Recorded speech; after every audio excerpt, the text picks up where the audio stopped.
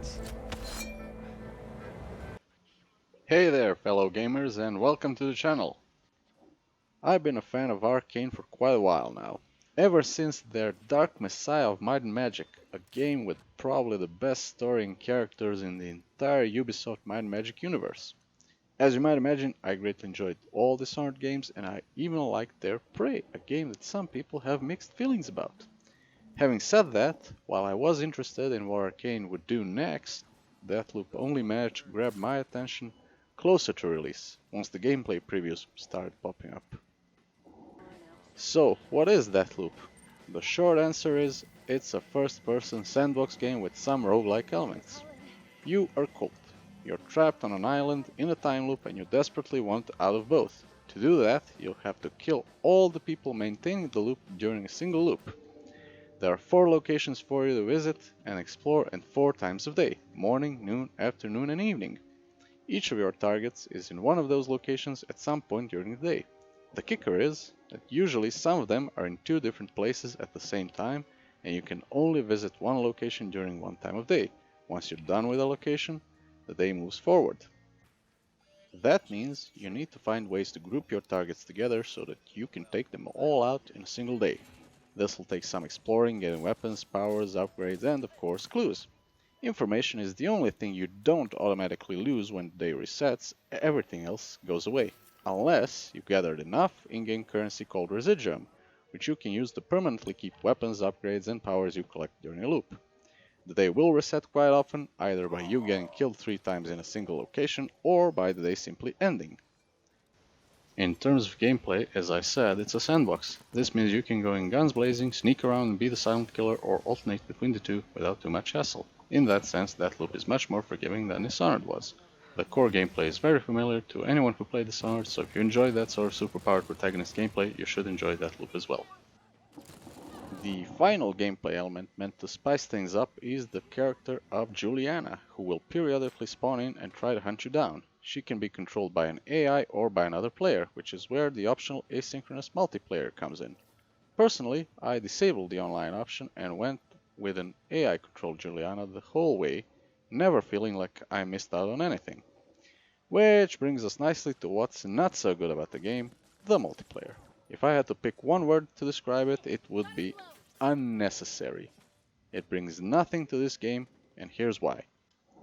As mentioned, when you play as Colt and Juliana appears, you get that moment of hunter becoming the hunted for a little while. All exits from the map are locked until you hack an antenna that activates once she starts hunting you.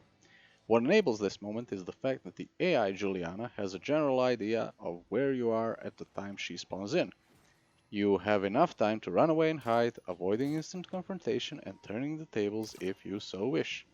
She's not too difficult to kill, but still manages to keep things interesting. Now, when you play as Juliana, things are significantly different. You will always spawn in at the location of the antenna Colt needs to hack to unlock the map exits, and you will have zero idea where Colt is at that time. This means you have to rely on your knowledge of the map and available objectives to try to predict where the Colt player is going and cut them off. Sounds pretty interesting on paper, but in practice it's pretty awful. Most Colt players will immediately go after the antenna, which means camping there is your best bet. This makes things pretty boring in practice, and aside from that, Juliana's progression is pretty linear. You level her up as you play matches by randomly completing challenges that bring XP.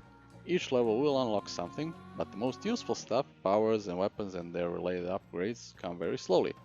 There's also nothing to indicate how decked out the Colt player is in any given match, meaning things can get pretty unbalanced. Long story short, if you decide to play this game, it'll be for the single player. You might give multiplayer a shot, but I doubt you'll keep playing because of it. Had they decided to keep the game purely single player, nothing would have been lost. Now, moving on from multiplayer, the other big flaw is that the puzzle of killing all targets in a single loop has only one solution, which may limit replay value. Ironically, when you go after the targets individually, there are several interesting ways of taking them out, which brings Hitman, another great game, to mind. However, there's only one specific way to group them and kill them all in a single loop. Next up are the technical issues. At launch, many players were reporting performance issues and frequent stuttering. Personally, I haven't experienced this issue, but considering how many other people have, and considering that the devs have acknowledged it and worked to fix it, it's worth mentioning here. There were also some minor UI bugs on occasion and a mouse wheel related bug when scrolling through weapons. The biggest issue I experienced was a UI freeze up where I had to force quit the game and start it up again to continue playing. I experienced this issue 2 times. Once I lost no progress, but the second time I was forced to play a map from the start, losing a noticeable amount of progress. This brings me to my final flaw. Lack of option to manually save progress. Some people won't be bothered by this, some might even defend the exclusive reliance on the autosave system as an integral part of this game's design. For me, the option to save my game manually is a basic quality of life feature that enables me to start and stop playing exactly when I want to without losing any progress, so when it's not there, I deduct some points. Otherwise, the game offers all options you would expect, like key mapping, various graphical, HUD, audio, and other gameplay options. Before I wrap up, it's worth noting that the single player portion takes between 20 and 30 hours to finish, depending on your investment in the optional stuff. This is a good thing, as the repetitive nature of the game will start to get slightly tedious after the 15th hour. If you're interested in the achievement hunting aspect, you could stretch your playtime to around 50 hours. The story is decent enough to keep you going, but the available endings are way too abrupt and pretty anticlimactic. The voice acting, music, and visuals are all excellent. So, is Deathloop worth playing? Yes, absolutely. It's not a 10 out of 10 game, like some claim, nor is it a Game of the Year material kind of game. It takes ideas we've seen many times before, but it's still very fun, and that's what matters. If you found this helpful, leave a like. If you didn't, well, leave the other thing. If you have some time, leave your thoughts in the comments, and I'll see you around.